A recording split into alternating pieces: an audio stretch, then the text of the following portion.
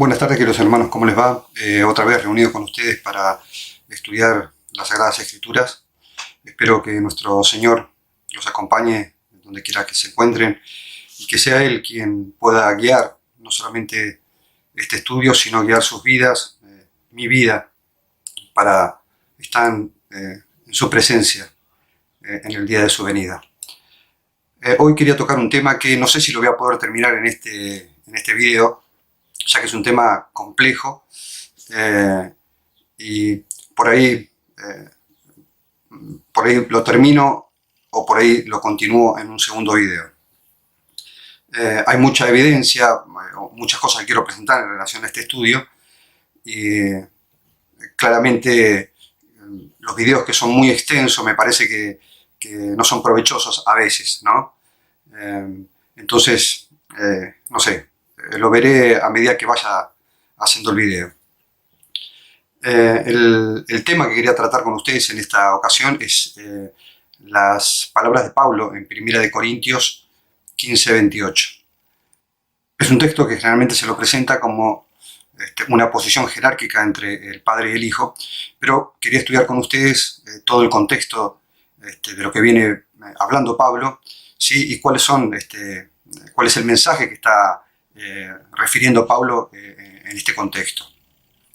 Como lo he presentado en algunas oportunidades, existen paradigmas en nuestra comprensión de las Sagradas Escrituras y que a través de esos paradigmas, cuando leemos determinadas citas bíblicas, ¿sí? En vez de leer el contexto, ¿sí?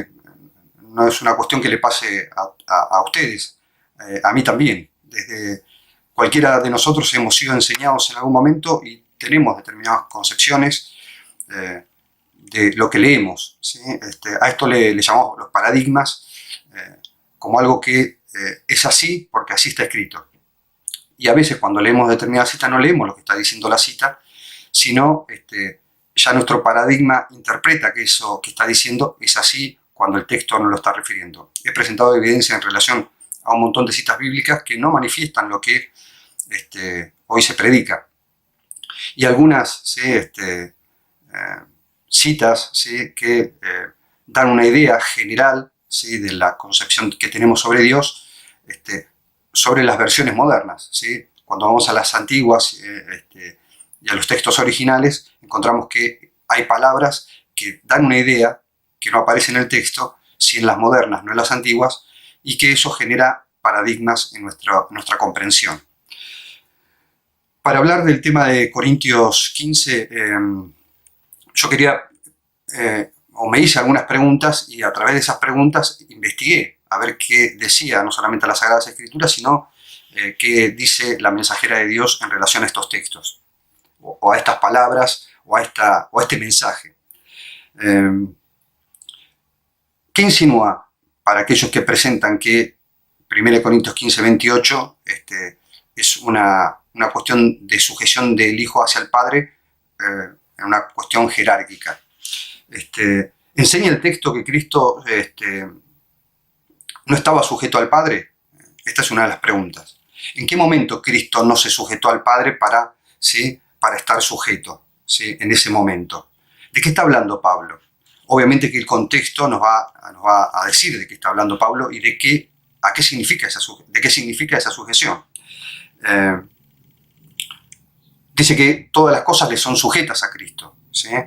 Y cuando dice que todas las cosas le son sujetas, ¿en qué contexto lo está diciendo? Es lo que tenemos que preguntarnos. Cristo no tenía las cosas sujetas y el Padre se las sujetó. ¿Por qué le sujetó todas las cosas a Cristo? Son preguntas esenciales para entender lo que nuestro amado apóstol Pablo nos estaba diciendo. Y el Padre puede sujetarle al Hijo lo que el Hijo claramente, al venir y tomar nuestra naturaleza, sujetó, ¿sí? A través de su muerte expiatoria por nosotros. Hay una de estas preguntas que se puede contestar directamente ahora con una cita del Espíritu de Profecía que tiene que ver con qué sujetó, ¿sí? O con qué es lo que es sujeto a Cristo desde siempre. Y que en mayor medida en lo que tiene que ver con su naturaleza humana. Cuando Pablo habla de que a Cristo le fueron sujetas todas las cosas, claramente podemos ver en este mundo que no parece que nada esté sujeto a Cristo, que las cosas van a ir, cada vez van peor y van a seguir siendo peor, ¿sí? Entonces la sujeción no tiene que ver con este mundo. Cristo decía, mi reino no es de este mundo. Entonces tenemos que entender esa sujeción no desde el planeta Tierra, desde la concepción de todas las cosas, de todos los gobiernos, sino de algo muy específico, lo cual Cristo vino a rescatar. Y eso tiene que ver específicamente con nosotros, ¿sí? Las cosas que le son sujetas, que el Padre sujetó, y la sujetó porque Cristo tomó nuestra naturaleza, ¿sí? Esta sujeción no es algo que el Padre sujetó porque el Hijo no pudiera sujetarla por derecho propio, sino que la deidad, ¿sí? El Padre y el Hijo son uno en pensamiento, uno en carácter, en naturaleza, ¿sí? Son iguales. Y el amor de ellos, del Padre al enviarlo y de Cristo al venir por nosotros, ¿sí? Es lo que presenta la Sagrada Escritura y lo que Pablo nos está presentando, pero en este caso, en Corintios, claramente Pablo está hablando del amor, ¿sí? Y el sacrificio de nuestro amado Salvador. Cuando nosotros leemos los textos de la sujeción de Cristo, de que le fueron sujetas todas las cosas, ¿sí? Claramente no está hablando del mundo, sino está hablando de nosotros individualmente. Quiero leerles, como les decía, una cita del deseado de toda la gente, es en la página 132, que dice de la siguiente forma: solo Cristo puede purificar el templo del alma, ¿sí? Solo Cristo puede purificar nuestro corazón, ¿sí? Nuestro corazón, pero no forzará la entrada, no viene a los corazones como antaño a su templo, sino que dice, he aquí, yo estoy a la puerta y llamo, si alguno oyere mi voz y abriere la puerta, entraré a él. Dice, él vendrá no solamente por un día, porque dice, habitaré y andaré en ellos. Cristo, ¿sí? Habita, ¿sí? Mediante su espíritu en nuestros corazones. Y ellos serán mi pueblo. Él sujetará, dice el texto, nuestras iniquidades y echará en lo profundo del mar todos nuestros pecados. Su presencia limpiará y santificará el alma. La purificación y la santificación son sinónimos, ¿sí? Dice que solo Cristo puede purificarnos, ¿sí? Al principio del texto. Y ahora dice, su presencia limpiará y santificará el alma, de manera que pueda ser un templo para el Señor y una morada de Dios en virtud del Espíritu. Gálatas, ¿sí? Pablo, hablando a los Gálatas, le dice, ¿sí? Gálatas 4, del 4 al 6, dice, más venido el cumplimiento del tiempo, Dios envió a su Hijo, hecho de mujer, hecho debajo de la ley, ¿sí? Estando, ¿sí? Bajo la ley, para que redimiese a los que estaban bajo la ley. ¿Y quién no está bajo la ley en este mundo? Todos estamos bajo la ley, ¿sí? De Dios, a fin de que recibiésemos la adopción de hijos. Y por cuanto sois hijos, dice Pablo, envió Dios el Espíritu de su Hijo en vuestros corazones, el cual clama, Abba Padre. Lo que le fue sujeto a Cristo es lo que sujetó Cristo mismo, ¿sí? Al venir y tomar nuestra naturaleza. En este mundo, todo lo que puede sujetar Cristo está dentro de nosotros. Es nuestro ser, nuestra persona, nuestra individualidad, ¿sí? Si permitimos que Él more dentro de nosotros. Esta es la sujeción de la que habla Pablo. Pero esta es la primera pregunta: ¿qué le fue sujeto a Cristo? Ahora, ¿qué significa que Cristo se sujetó al Padre? Bueno, de esto va a tratar nuestro estudio, ¿sí? Y para eso, bueno, vamos a ir a 1 Corintios 15, vamos a leer del versículo 12 al 31. Y vamos a ir viendo de lo que estaba hablando nuestro amado apóstol en relación a Cristo, ¿sí? Y a su hecho redentorio, ¿sí? Aquí en esta tierra. Dice en el versículo 12, más, si se predica de Cristo que resucitó de los muertos, ¿cómo dicen algunos entre vosotros, le dice Pablo a los Corintios, que no hay resurrección de los muertos? Porque si no hay resurrección de los muertos, Cristo tampoco resucitó. Y si Cristo no resucitó, luego vana es nuestra predicación, ¿sí? No sirve de nada. Y vana es también nuestra fe. Si Cristo no resucitó, ¿qué predicamos?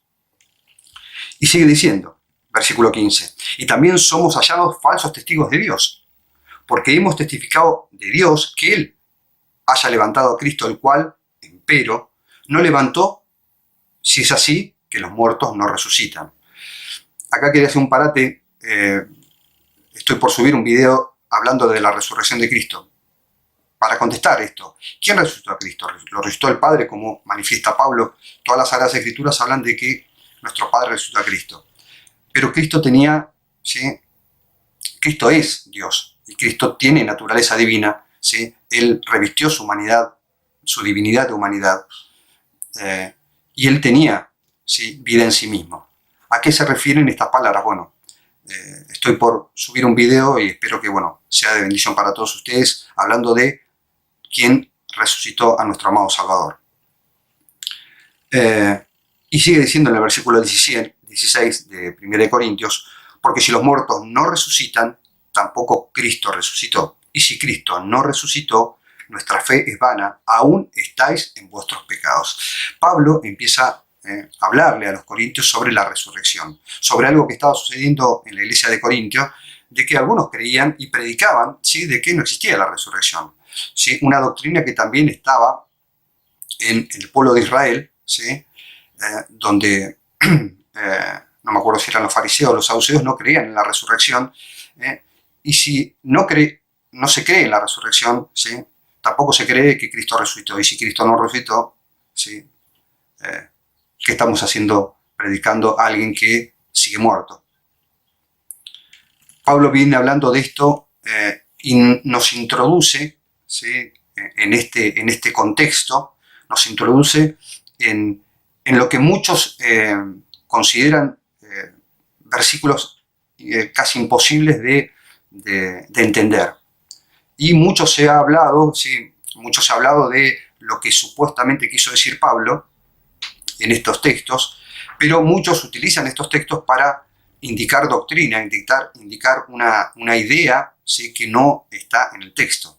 Y esto es lo que quería estudiar con ustedes. Versículo 18 continúa diciendo: luego también los que durmieron en Cristo son perdidos. Si Cristo no resucitó, los que durmieron en Cristo, ¿sí?, están perdidos. Y si en esta vida solamente tenemos esperanza en Cristo, somos los más desdichados de todos los hombres, dice Pablo. Si Cristo no resucitó, ¿sí?, y nuestra esperanza es Cristo, ¿sí?, somos los más desdichados de esta tierra.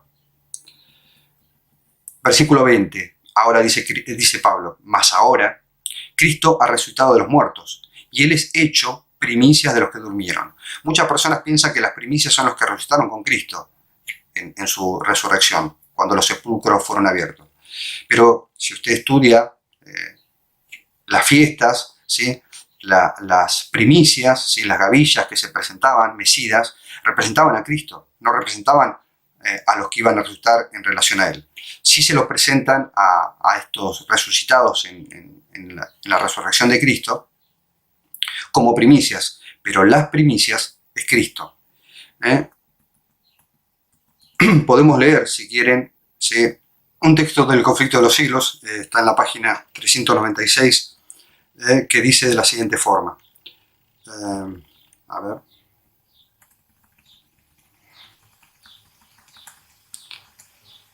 Dice: la inmolación del Cordero Pascual prefiguraba la muerte de Cristo. San Pablo dice: nuestra Pascua, que es Cristo, fue sacrificada por nosotros.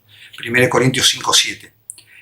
La gavilla de las primicias del trigo, que era costumbre mecer ante el Señor en tiempo de la Pascua, era figura, ¿sí?, típica de la resurrección de Cristo. San Pablo dice, hablando de la resurrección del Señor y de todo su pueblo, Cristo, las primicias, luego los que son de Cristo en su venida, citando esta cita de Corintios, 1 Corintios 15:23, como la gavilla de las ofrendas mecidas, que eran las primicias de los primeros granos maduros recogidos antes de la cosecha, ¿sí?, los que eran agricultores. Así también Cristo es primicia de aquella inmortal cosecha de rescatados, que en la resurrección futura serán recogidos en el granero de Dios. Las gavillas de las primicias de trigo, que en tiempo de la Pascua eran mecidas ante el Señor, era típico de la resurrección de Cristo. Pablo nos está presentando, ¿sí?, a Cristo en todo su contexto, no solamente, ¿sí?, la importancia que tiene la resurrección de Cristo, sino cómo fue presentado a través de de las sombras, ¿sí?, en las fiestas judaicas, y que se hizo realidad con la resurrección de Cristo, ¿sí? Cristo es las primicias de todos los que duermen en el Señor. Y sigue diciendo Pablo en el versículo 21, porque por cuanto la muerte vino por hombre, dice, también por hombre vino la resurrección de los muertos. Y acá está el tema, ¿sí?, que debemos tener cuidado, ¿sí? Pablo nos presenta a Cristo, ¿sí?, en su humanidad. La resurrección, ¿sí?, nos habla de que la humanidad resucitó. Y aunque Cristo era divino o humano, ¿sí?, Pablo nos está presentando con claridad la obra redentoria de Cristo en su humanidad. Porque por cuanto la muerte vino por hombre, también por hombre vino la resurrección de los muertos. Porque a la manera en que todos en Adán mueren, así también todos en Cristo serán vivificados. Mas cada uno en su orden. Cristo las primicias, ¿sí?, a veces se paran, ¿sí?, meten una coma donde no la hay. Cristo las primicias, luego los que son de Cristo en su venida.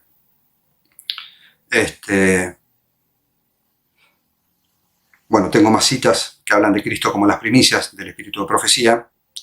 Ahí en Mensajes Selectos, en tomo 1, en la página 353, dice: Cristo fue las primicias de los que duermen, para la gloria del Padre, el príncipe de la vida debía ser las primicias. La realidad simbolizada por la ofrenda mesida.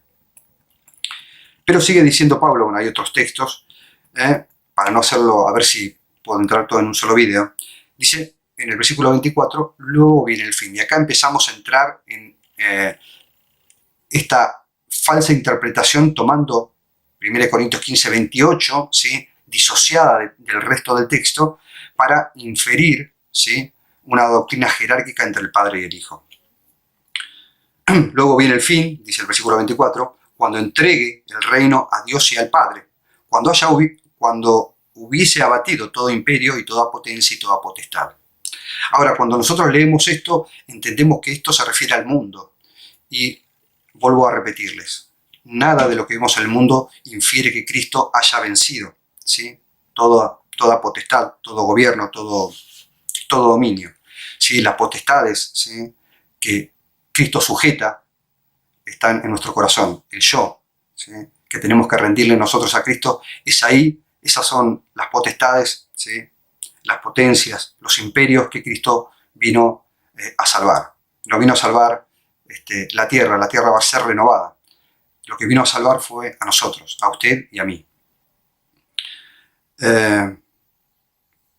Y lo vino a hacer, ¿sí?, como uno de nosotros, ¿sí?, como un ser humano. Tomó nuestra naturaleza. Y es importante que tengamos en cuenta esto al estudiar este tema, para entender con claridad a qué se está refiriendo Pablo, y ver en el espíritu de profecía cómo se unifica toda esta idea en el hecho de la salvación de nuestro amado Salvador.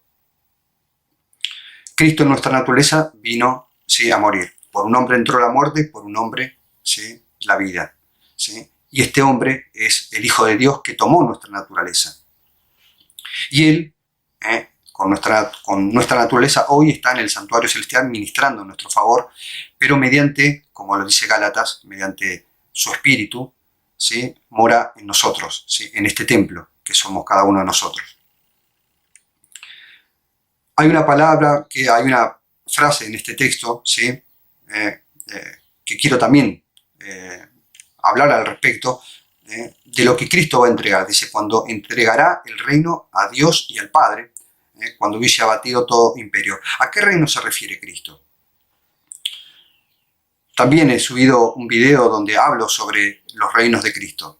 Por un lado, Cristo hoy reina en el reino de la gracia, ¿sí?, y por otro lado existe el reino de la gloria. El reino de la gloria solamente va a ser instituido cuando Cristo venga, ¿sí? Solamente en ese momento va a ser instituido ese reino. Hoy existe un reino, ¿sí?, porque así lo decía Cristo, ¿no? Acérquese pues, ¿sí?, al trono de la gracia, ¿sí?, el cual Él está reinando. Si hay un trono de la gracia, hay un reino de la gracia. Ya he citado los textos del linaje de White en relación a la diferencia entre el trono de la gracia y el trono de la gloria, o el reino de la gracia y el reino de la gloria, para que tengamos un contexto de qué está hablando. Cristo hoy ministra en el trono de la gracia, del perdón, ¿sí?, junto a su Padre, no solamente como abogado, sino también como juez, ¿sí? Él cumple todas las funciones porque hasta el juicio el Padre le dio a su Hijo, y este juicio se lo dio en la sujeción porque Él tomó nuestra naturaleza y Él puede vencer, ¿sí? Porque Él vino a morir en nuestro lugar. Entonces de esto está hablando Pablo, está hablando de entregar este reino, y este reino significa a todos los redimidos, ¿sí? Que Él redimió con su propia sangre, con nuestra naturaleza, con su propia sangre humana. Versículo 25, ¿sí? Porque es menester, dice, y cuando dice menester, cuando Pablo dice menester, la palabra menester significa ocupación, oficio, pero la que más define la palabra menester, ¿sí? En relación a lo que Cristo hizo, ¿sí? Y lo que los apóstoles hacían, es ministerio. ¿Sí? Porque es menester, dice, ese es el ministerio de Cristo. Es menester, ¿sí? Que Él reine, ¿sí? Hasta que sujete a todos sus enemigos debajo de sus pies. Cristo, ¿sí? Tiene que sujetar a todos sus enemigos. Y nosotros, ¿sí? Si no estamos en Cristo, ¿sí? Estamos en contra de Él. Y de esto nos habla Pablo, ¿sí? Porque Pablo habla de estas cosas, ¿sí? El yo es el enemigo más grande que tiene Cristo, ¿sí? El yo de cada uno de nosotros. Y Él nos va a sujetar si nosotros se lo permitimos, como leímos en la cita primera de la mensajera de Dios. Ahora, su ministerio, ¿sí? Es menester que Él reine, ¿sí? ¿En qué reino? Vuelvo a decir, en el reino de la gracia, en el reino del perdón, en el reino donde Él se presenta ante el mundo como nuestro sustituto. Al leer en el contexto, ¿sí? De lo que Pablo viene manifestando, las preguntas que nos podríamos hacer es, ¿Cristo reina solo? ¿Sí? ¿Él reina sin su Padre? ¿Su Padre no reina y solamente reina Cristo? Claramente, ¿sí? Entender en ese contexto las palabras de Pablo es no entender, ¿sí? La unidad de Cristo con su Padre. No entender, ¿sí? Que al tomar nuestra naturaleza, Cristo no dejó de ser, ¿sí? El amado Hijo de su Padre, ¿sí? Ser Dios igual que su Padre, tener igualdad con Él, ¿sí? en el gobierno celestial. Cristo es el soberano, ¿sí? La majestad del cielo. Así lo manifiesta en la Biblia y el espíritu de profecía. Entonces, Cristo no reina solo. Ahora, cuando lo presenta Pablo en este contexto, lo presenta desde su humanidad, ¿sí? Vuelvo a repetir porque es muy importante entender esto en el contexto de lo que Pablo viene manifestando. Porque pensar que Cristo reina solo y el Padre no está reinando, ¿sí? Con su Hijo, ¿sí? De tal manera nos amó nuestro Padre que envía a su Hijo. Y aunque en este reino de la gracia, ¿sí?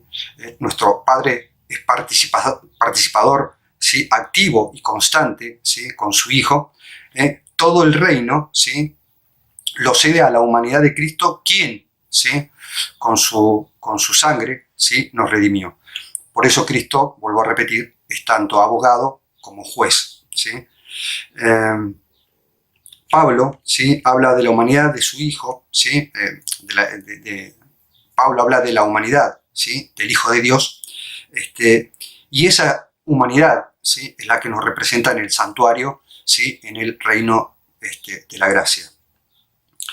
Y continúa, ¿sí? En el versículo 26 de esta carta de los Corintios, y el postrer enemigo que será destruido es la muerte, ¿sí? En este reino, ¿sí? Donde reina Cristo, lo último que va a ser destruido, ¿sí? Y no dice sujetado, sino destruido, porque todas las cosas que le son sujetas a Cristo son para destrucción. No, claramente nosotros, ¿sí? Somos sujetos a Él por amor, ¿sí? Por su amor, ¿sí? El amor tanto de Él como el de su Padre, ¿sí? Al obrar este plan de redención, de rescate sobre la humanidad. Pero el postrer enemigo dice que será destruido, ¿sí? No sujetado, destruido, es la muerte. Y obviamente que es un contexto simbólico, porque quien va a ser destruido es Satanás y sus ángeles, y todos aquellos que no hayan aceptado el amor redentorio de nuestro amado Salvador, ¿sí? Su sacrificio en su favor. Esta es la muerte, ¿sí? La destrucción de la muerte. Entonces, ¿sí? Como les decía, ¿sí? Cristo venció, ¿sí? A la muerte, ¿sí? en su naturaleza humana. Y posterior a eso, ¿sí?, hoy ministra, pero todavía no destruyó la muerte, ¿sí?, porque todavía no nos sujetó a nosotros, ¿sí?, en su reino, ¿sí?, en su reino, el reino de la gracia. Continúa en el versículo 27 de la siguiente forma, ¿sí?, y nos acercamos a estos versículos que tantas veces se citan sin entender el contexto, ¿sí?, y forman una idea equivocada de lo que dijo Pablo, ¿sí?, por una concepción equivocada, ¿sí?, en relación a lo que es Cristo, ¿sí?, porque todas estas manifestaciones que se hablan de Corintios 15, 28, en relación a que Cristo, ¿sí?, jerárquicamente, ¿sí?, se sujeta al Padre, lo único que hacen, o la única intención que tienen, es de minimizar a Cristo en relación a lo que Él es nuestro amado Salvador, ¿sí?, igual a su Padre, ¿sí? Entonces, al entender mal este texto, se lo explica mal y se da una idea equivocada de lo que dice Pablo en su carta a los Corintios. Versículo 27, leemos, porque todas las cosas sujetó debajo de sus pies. Siempre hablando, obviamente, de su reino, ¿sí? El reino de la gracia, el cual, ¿sí?, él instituyó con su sacrificio, ¿sí?, en nuestro favor, con nuestra naturaleza. Y lo que sujeta, naturalmente, en nuestros corazones, ¿sí?, en este reino. Porque todas las cosas sujetó debajo de sus pies, dice Pablo. Mas cuando dice todas las cosas son sujetas a él, claro que está exceptuado el mismo que sujetó a él todas las cosas. Entre el pacto eterno, entre nuestro amado Salvador y su Hijo, la humanidad de Cristo es la justicia, ¿sí?, imputada. Y esto es lo que Pablo nos presenta en estas palabras, ¿sí? Los muertos en Cristo, ¿sí?, murieron, ¿sí?, por la imputación de su propia muerte, ¿sí?, y por eso van a ser resucitados en el día postrero. La sujeción de todas las cosas tiene que ver, ¿sí?, con la sujeción de cada uno de nosotros, ¿sí? Y en esta sujeción, ¿sí?, quería presentarle, ¿sí?, citas del Espíritu de Profecía que hablan de a qué se refiere con sujeción, para que entendamos un poco cómo Dios inspiró a su mensajera para que entendiéramos qué significa la palabra sujetar, ¿sí?, la palabra sujeción. Y lo hace en el contexto de la humanidad, de nuestra humanidad. Y dice así, en el deseado de toda la gente, en la página 432. El pecado puede triunfar solamente debilitando la mente y destruyendo la libertad del alma. La sujeción a Dios significa la rehabilitación de uno mismo de la verdadera gloria y dignidad del hombre. O sea que la palabra sujetar, ¿sí?, tiene como significado, ¿sí?, que nosotros seamos rehabilitados. ¿Rehabilitados a qué? A lo que éramos o lo que era la humanidad antes de que el pecado ingresara en esta tierra, ¿sí? Vuelvo a leer el texto. La sujeción a Dios significa la rehabilitación de uno mismo a la verdadera gloria y dignidad del hombre, ¿sí? La ley divina a la cual somos inducidos a sujetarnos es la ley de la libertad.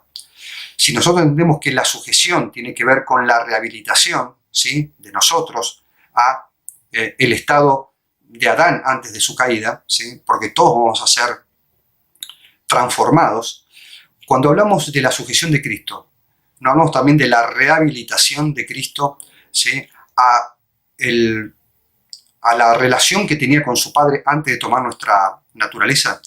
Por eso hablo del trono de la gracia y el trono de la gloria. El reino de la gracia por un lado, ¿sí?, en el cual hoy ministra Cristo, y el reino de la gloria que se va a instituir cuando Cristo venga, ¿sí?, con toda su gloria, ¿sí?, aquí en la tierra, a rescatar, a buscar a todos sus escogidos.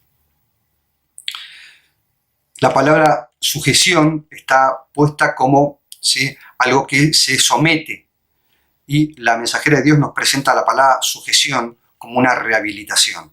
si nosotros vamos a ser sujetados, o sea, rehabilitados a una condición, ¿sí?, antigua a la que tenemos, ¿sí?, a una condición original del plan de Dios para con el hombre, cuanto más Cristo en su sujeción, ¿sí?, esto lo vamos a ver, ¿no?, pero quiero que quede claro la idea de sujeción, ¿sí?, como una rehabilitación a lo que era Cristo antes, sino una sujeción, ¿sí?, de sometimiento. Y esta es la idea jerárquica que presentan cuando presentan la palabra de Pablo, ¿sí?, que habla de sujeción. Y por eso, ¿sí?, nuestro amado apóstol Pedro hablaba, ¿sí?, de que los indoctos inconstantes tuercen para su propia perdición, presentando, ¿sí?, una doctrina o una idea equivocada de las palabras de Pablo, sin entender el contexto de lo que Pablo está hablando, porque Pablo está hablando constantemente de la humanidad de Cristo y de esta sujeción, ¿sí?, que al final de los tiempos, ¿sí?, la humanidad se va a sujetar, ¿sí? Esta sujeción se va a unir, aunque Cristo va a tener por siempre nuestra naturaleza, ¿sí?, la concepción de lo que hace Cristo como un ser humano, ¿sí?, se sujeta para que Cristo sea rehabilitado a lo que era, ¿sí?, antes de tomar nuestra naturaleza, ¿sí?, antes de vivir acá como un ser humano, como usted y como yo. Y esto es también muy importante para que nosotros comprendamos no solamente que la sujeción tiene que ver con una rehabilitación, sino con que cuando nosotros leemos todas las Sagradas Escrituras y todo la evidencia que hay en el espíritu de profecía, no vemos en ningún lado esta idea de Pablo, como la presentan, de que Cristo va a ser sujeto al Padre, ¿sí?, y que el Padre va a ser todo en todos. Esta idea no aparece si uno lee El Conflicto de los Siglos, ¿sí?, el libro que define lo que sucede después de que el pecado es destruido y que los redimidos están en el cielo. No presenta esta idea en ningún lugar. Entonces, la idea que le quieren inferir a las palabras de Pablo en 1 Corintios 15, 28, no existe e inducen a Pablo a decir algo que jamás dijo. Quería hablarle en relación a la sujeción otra cita, Testimonios para los Ministros, en la página 396, dice lo siguiente: cuando el Espíritu Santo actúa en la mente y el instrumento humano comprende las declaraciones hechas por Cristo, tomará de lo mío y os lo hará saber, ¿sí?, que Cristo, ¿sí?, en su forma, en su divinidad, a través de su Espíritu, ¿sí?, iba a tomar de su humanidad, ¿sí?, lo que la humanidad vivió en esta tierra para que a nosotros nos diera entendimiento de que nos conoce y sabe por lo que pasamos. Dice, la sujeción, continúa el texto, a la palabra de Dios significa la restauración de uno mismo. La palabra sujeción está como restauración, restituir lo que, ¿sí?, a la condición que era anterior, ¿sí?, del ser humano, por un lado, y de Cristo antes de tomar nuestra naturaleza, ¿sí? Por un lado lo presenta la mensajera de Dios como la rehabilitación a la verdadera condición y gloria del hombre, y por otro lado habla, ¿sí?, de que la sujeción a la palabra de Dios también es una restauración. Entonces, la palabra sujeción no tiene que ver con dominio, sino con rehabilitación. Otro texto que quería leerles está en Ministerio de Curación, en la página 93, y dice, al entregarse uno a Cristo, la mente se sujeta a la dirección de la ley. Pero esta es la ley real que proclama la libertad a todo cautivo. Al hacerse uno con Cristo, el hombre queda libre, ¿sí? La sujeción es una rehabilitación, como dijimos, ¿sí? Es la rehabilitación a la ley que realmente Cristo, ¿sí?, con su Padre nos presenta. Una ley escrita en nuestro corazón y no en tablas de piedra, ¿sí? Al entregarse, vuelvo a leer, al entregarse uno a Cristo, la mente se sujeta a la dirección de la ley. Pero esta es la ley real que proclama la libertad a todo cautivo. Al hacerse uno con Cristo, el hombre queda libre. Sujetarse a la voluntad de Cristo significa ser restaurado a la perfecta dignidad del hombre. Obedecer a Dios es quedar libre de la servidumbre del pecado y de las pasiones e impulsos humanos. El hombre puede ser vencedor de sí mismo, triunfar de sus propias inclinaciones, de principados y potestades, de los señores del mundo, gobernadores de estas tinieblas y de las malicias espirituales en los aires, ¿sí? A lo que Cristo, ¿sí?, sujeta, ¿sí?, nos sujeta en relación a esto que nos domina a nosotros, ¿sí? A los principados y las potestades que nos sujetan en forma individual a cada uno de nosotros. Y como lo manifestó la mensajera de Dios, sujetarse a Cristo significa restaurar, ser restaurado.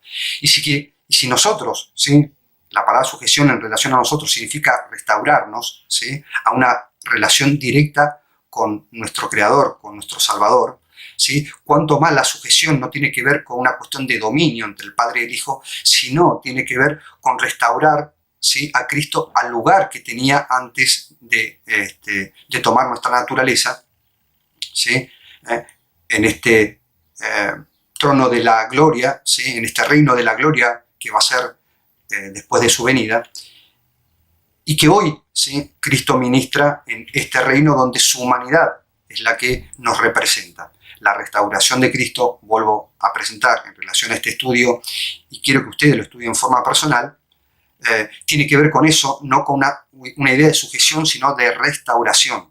La restauración de Cristo, no solamente como nosotros vamos a ser restaurados, sino Cristo también va a ser restaurado a su antigua condición de igualdad. No es que no la hubiera tenido, sino de igualdad en relación a lo que va a ser la eternidad, ¿sí?, como lo fue anteriormente, ¿sí?, antes de que el pecado entrara, lo va a ser de la misma forma por toda la eternidad, ¿sí?, con su Padre.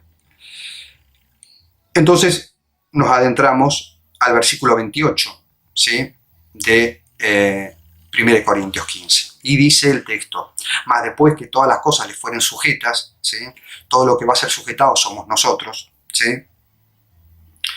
al impartirnos su justicia, ¿no?, al tomar, ¿sí?, y cambiar nuestro corazón, al permitir nosotros que Él gobierne nuestra vida, y como Pablo decía, no vivo yo, mas Cristo vive en mí.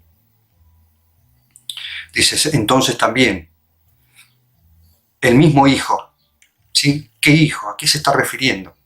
Se sujetará al que le sujetó a Él todas las cosas.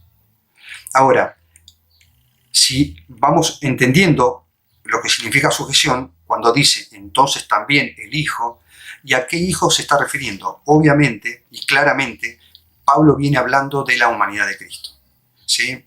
Por eso algunas palabras de Pablo son difíciles de entender si no se la entiende en un contexto general, no solamente de todas sus cartas, sino de todo el Evangelio. Cristo tomó nuestra naturaleza, y esa naturaleza es la que nos representa ante el Padre. Esa naturaleza es la que se sujeta al Padre, ¿sí?, y que tiene que ver con sujetarse para que Cristo sea restaurado, restituido, ¿sí?, a su igualdad con el Padre, ¿sí?, en el reino de la gloria, ¿sí? Ya después de que todo esto concluya, va a dejar de existir el reino de la gracia para ser instituido el reino de la gloria. Y dice, entonces también el Hijo, ¿sí?, hablando de la humanidad, el mismo Hijo se sujetará al que le sujetó a Él todas las cosas. Dice, para que Dios sea todo en todos.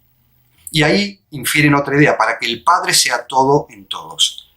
Y quiero leerles algunas citas que manifiestan que Cristo, ¿sí?, es todo en todos. Ahora, muchos pueden decir, Cristo es todo en todos ahora, pero después el Padre va a ser todo en todos. Bueno, esa idea es una idea separatista entre lo que es nuestro Padre y su Hijo. Es una idea que lo único que trata de hacer es inducir la idea de que Cristo es inferior al Padre en algún sentido.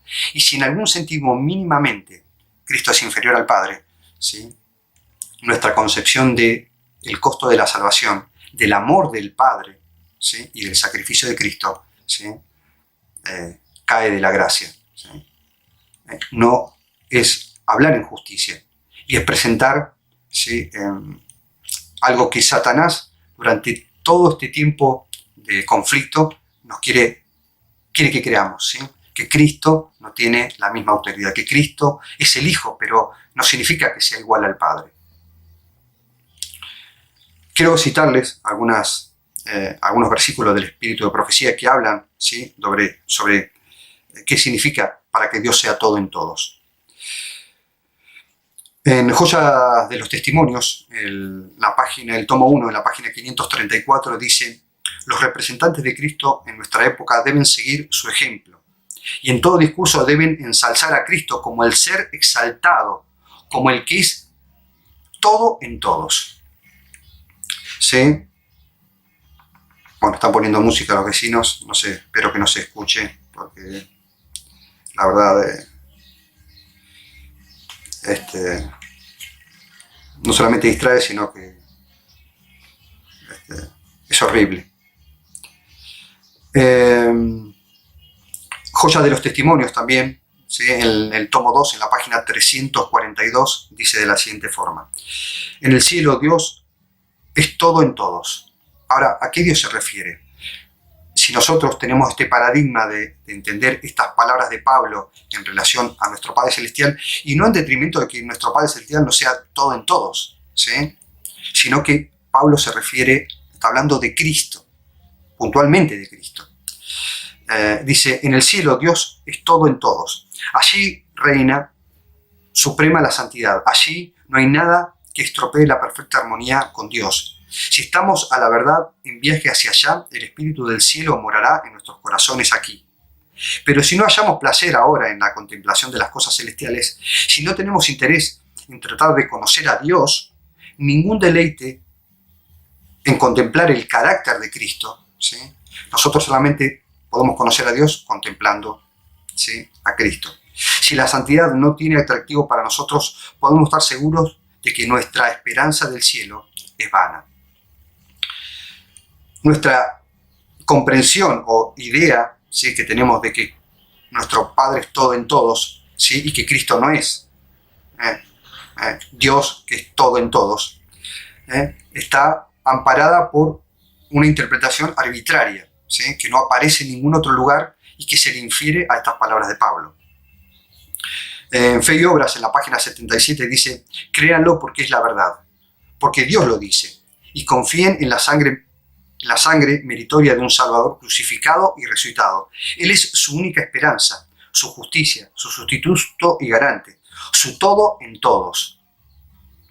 Cuando ustedes comprenden eso, solo pueden traerle una ofrenda de alabanza. ¿Significan estas palabras de la mensajera de Dios que están en oposición con lo que Pablo estaba presentando? ¿O que está en armonía con lo que Pablo estaba presentando? ¿Sí? Cristo es el todo en todos, o fue el todo en todos, y no va a ser el todo en todos en los posteriores días, ¿sí?, de la eternidad. Claramente, la mensajera de Dios lo que nos presenta con claridad que Cristo es nuestra única esperanza, porque a través de Cristo, a través de su sacrificio, ¿sí?, Cristo nos rescata, ¿sí? Y Cristo es el todo antes, el todo en todos, y lo va a seguir siendo, ¿sí?, en el tiempo de la eternidad. Esto es lo que quería que ustedes puedan estudiar en forma personal y, como les digo siempre, no atarse a los conceptos, ¿sí?, que tienen otras personas de estos textos, sino que ustedes lo estudien en forma personal para que se hagan una idea personal de lo que Dios nos revela a través de su, no solamente de su mensajera, sino de los apóstoles y de los patriarcas y de los profetas en las Sagradas Escrituras.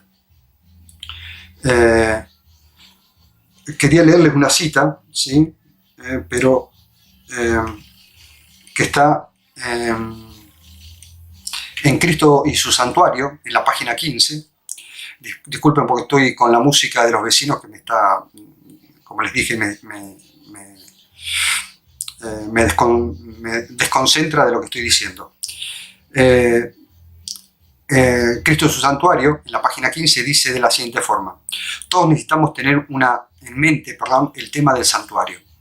Dios prohíbe que la charla que procede de labios humanos cercene la creencia de nuestros hermanos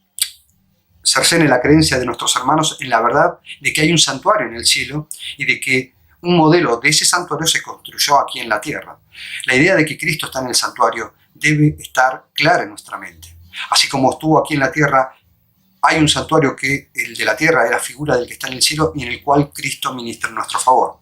Dice, el Señor desea que su pueblo se familiarice con este modelo, ¿sí? El modelo del santuario celestial, teniendo en mente el santuario celestial donde Dios es todo en todos. ¿Y a quién se refiere con que Dios es todo en todo en el santuario celestial? En el santuario celestial, ¿sí?, donde Cristo ministra, ¿sí?, en nuestro favor, habla del Padre solo, la profeta de Dios. No se puede unificar todo esto con la idea de Pablo y lo que ya hemos leído en relación a que Cristo es todo en todos y que Dios es todo en todos. ¿Significa que nuestro Padre no es todo en todos? No, significa que tanto el Padre como el Hijo es todo en todos, ¿sí? Pero cuando manifiesta a Dios en el contexto de esta cita, ¿sí?, inferir que habla de Cristo o que habla del Padre es desunir, ¿sí?, lo que es uno, nuestro Padre y su Hijo. Debemos, dice, mantener nuestra mente vigorizada por la oración y el estudio de la palabra de Dios, de modo que podamos captar estas verdades. Esto también está en la carta, o pertenece a la carta 233 de 1904 de la Mensajera de Dios, que fue transcrita en Cristo y su Santuario, esta matutina. Hay muchas citas que presentan esta idea de que Cristo es todo en todos, ¿sí? La idea de que Dios es todo en todos. ¿Qué Dios es todo en todos? Es la pregunta. El discurso maestro de Jesucristo, ¿sí?, un libro de la profeta de Dios, en la página 69, dice de la siguiente forma: toda obra buena se cumple solamente por el Espíritu Santo, y este es dado para glorificar, no al que lo recibe, sino al dador, Cristo, a Cristo, glorificar a Cristo. Cuando la luz de Cristo brille en el alma, los labios darán alabanzas y gracias a Dios. Nuestras oraciones, nuestro cumplimiento del deber, nuestra benevolencia, nuestro sacrificio personal, no será el tema de nuestro pensamiento, de nuestras conversaciones. Jesús será magnificado, el yo se esconderá y se verá a Cristo, que Cristo es todo en todos. Cristo es todo en todos antes, ¿sí?, de su humanidad, durante su humanidad, y por la eternidad. Nuestro Padre es todo en todos, también, antes, durante y después. Este es el mensaje que Pablo estaba manifestando, ¿sí?, en Corintio a los corintios. No estaba dando una idea, ¿sí?, de sumisión de Cristo en el final de los tiempos, una idea que no aparece en ningún lado, ¿sí?, esta sumisión, sino que en el Apocalipsis mismo vemos que la adoración es a quienes están sentados en el trono, al Padre y a su Hijo, ¿sí?, a Dios y el Cordero, ¿sí? Entonces, cuando leemos el texto de 1 Corintios 15, 28, y vemos que cuando Cristo se sujete, Dios va a ser todo en todos, ¿sí? Si nuestra mente se va a una idea que no aparece en ningún lado, ¿sí?, y que entendemos, ¿sí?, sobre las palabras algo que nos han inferido, nos han enseñado, cuando el texto no está diciendo, porque el texto dice que Dios va a ser todo en todos. Ahora, ¿nuestro Padre es Dios? Por supuesto que sí. ¿Nuestro amado Hijo es Dios? Y ahí está el dilema, ¿sí? Muchos hoy están manifestando que Cristo no es Dios y presentan este texto como un texto de jerarquía entre el Padre y el Hijo. Cristo es Dios, Cristo es todo en todos, ¿sí? Esto es lo que Pablo nos está refiriendo, porque Pablo está hablando, como les vuelvo a repetir, de Cristo, su humanidad, su resurrección, ¿sí? Y ahora vamos a entrar en los últimos pasajes que dan o terminan de englobar la idea de lo que les estoy presentando, para que ustedes en forma personal lo estudien. Antes de hacerlo, ¿sí?, antes de ir al versículo 29 de 1 Corintios 15, ¿sí?, y en esto de que también tener una idea de que las potestades y tinieblas que le son sujetas, ¿sí?, potestades no, y tinieblas no, dije imperios y potestades que le son sujetas a Cristo, no está hablando de la tierra, porque Cristo jamás perdió la soberanía sobre la tierra.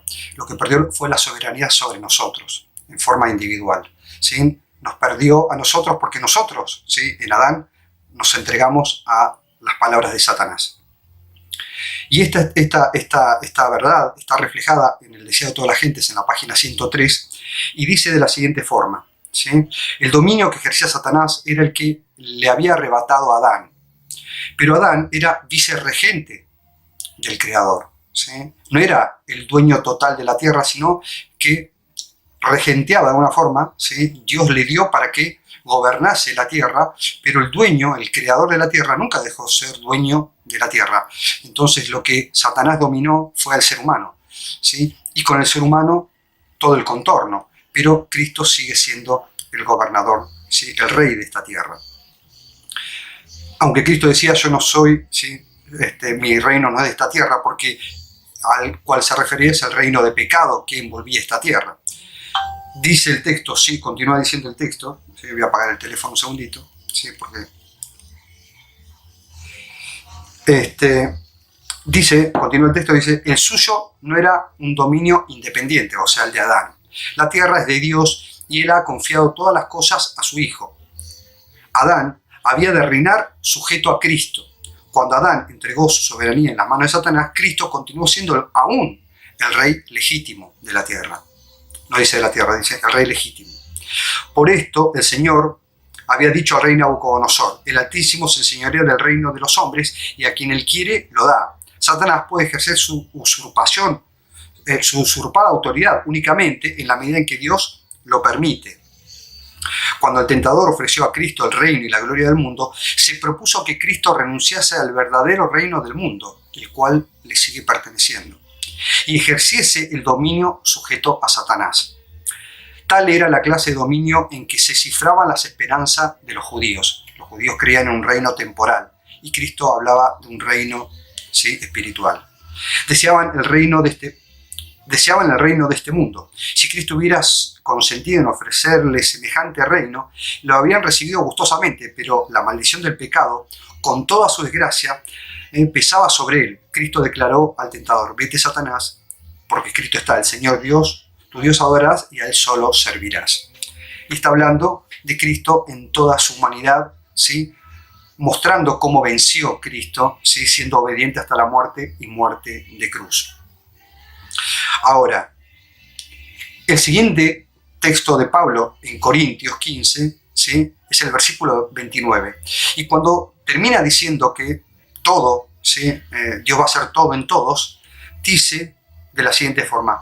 De otro modo, si nosotros entendemos que ahora, mediante esta evidencia y el estudio, entendemos que a quién se refiere con que Dios va a hacer todo en todos, a Cristo mismo, porque en ese contexto está hablando Pablo, no porque el Padre no sea Dios, ¿sí?, y sea todo en todos, sino que está hablando de Cristo, que también es Dios y es todo en todos. Sigue diciendo Pablo, en el versículo 29, de otro modo, ¿qué harán los que se bautizan por los muertos? Si en ninguna manera los muertos resucitan. O sea, de lo que venía hablando Pablo es de esto. Los versículos 26, 27, 28 dan una idea y son tomados para inferir algo que no está diciendo el texto en el contexto. El contexto está hablando de la muerte y resurrección de un hombre, ¿sí?, de nuestro amado Salvador. Y dice Pablo, de otro modo, ¿qué harán los que se bautizan por los muertos? Y lo pone en plural. Si en ninguna manera los muertos resucitan. ¿Por qué, pues? Vuelve a repetir, son bautizados por los muertos, ¿sí? Ahora, ¿a qué muertos se refiere? Yo he presentado evidencia sobre Mateo 28, 19 en relación a la comisión que dio Cristo antes de ascender a los cielos, de bautizar en nombre del Padre, del Hijo y del Espíritu, y presentando la realidad de que sí, tanto el Padre como el Hijo y el Espíritu hablan de Cristo. No hablan del Padre por un lado y de Cristo con sus dos naturalezas, como muchos las presentan. ¿Por qué? Porque Cristo es Padre por creación, ¿sí? Cristo es Hijo del hombre por redención y es Espíritu, ¿sí?, por santificación. Él, a través de su Espíritu, nos santifica. Y los tres grandes poderes del cielo al cual se refiere la mensajera de Dios se refieren específicamente a nuestro amado Salvador.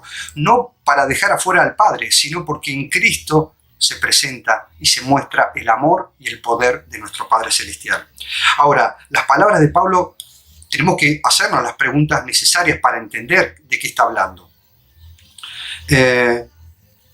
La muerte a la cual se refería Pablo, ¿no?, sí, en este contexto, ¿sí?, los muertos, el bautismo por los muertos a los que se refería Pablo. ¿A quién se refería? ¿Quiénes son los muertos en plural? ¿Nuestro Padre murió? Esta es una pregunta que debemos hacer. ¿Nuestro Padre murió en el sacrificio de Cristo? No. Cristo fue el que murió. Y cuando murió, murió su humanidad.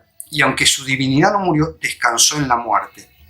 Esa idea de Cristo divino humano, ¿sí?, con su naturaleza divina, ¿sí?, revestida de humanidad, y que murió, literalmente murió, ¿sí?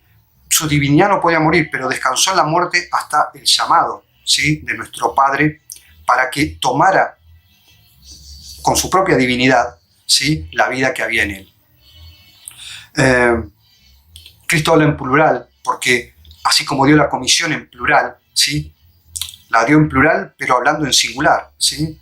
En el nombre, dijo, ¿sí?, del Padre, del Hijo y del Espíritu, en el nombre en singular, y hablando de estas tres manifestaciones de lo que es Cristo, como Padre, como Hijo y como Espíritu. Si nosotros leemos este texto, ¿sí?, sin el contexto, ¿sí?, generalmente la mayoría cuando lee estos textos no entiende a qué se refiere y piensa que lo va a entender, ¿sí?, cuando vaya al cielo. Pero hoy lo podemos entender cuando miramos a Cristo, ¿sí?, y no le quitamos la divinidad en ningún momento, ¿sí?